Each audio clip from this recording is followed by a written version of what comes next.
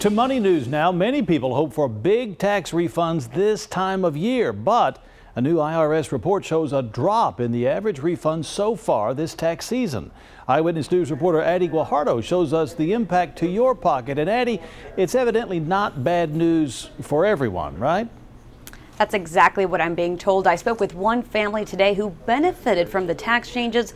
A spokesperson with one local tax nonprofit tells me his clients are seeing slightly bigger refunds, but adds that fewer people are walking through their doors to file their taxes. And that's because he says they're afraid of the unknown. All right. Filled with lots of questions. And so we're concerned with the penalty. Even for Melissa Blanchett, You're torturing me. who's been filing her taxes for decades. Not as bad as you think. Am I at least breaking even? You're not breaking even. Ugh.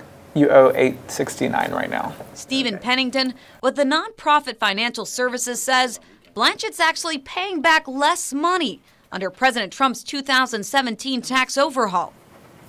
And her son's also reaping in the benefits in his tax return, which put nearly $700 in his pocket. But not everyone's seeing a bigger refund. According to the IRS, the average tax refund is down 8.4% this year. The agency says the average refund was $2,035 last year.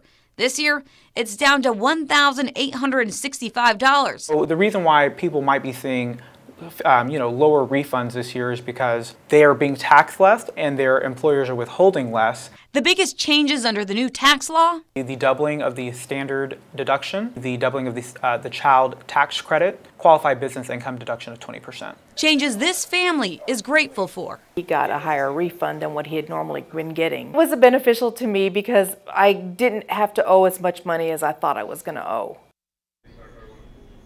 Now, the spokesperson tells me if you want to see a larger refund next year, you can ask your employer to increase those withholdings. And one more piece of advice, he says, these IRS report that was just released is just the beginning. The number of that average refund could increase as more people apply for their refunds. Reporting live in the newsroom, Adi Guajardo, KENS 5, Eyewitness News.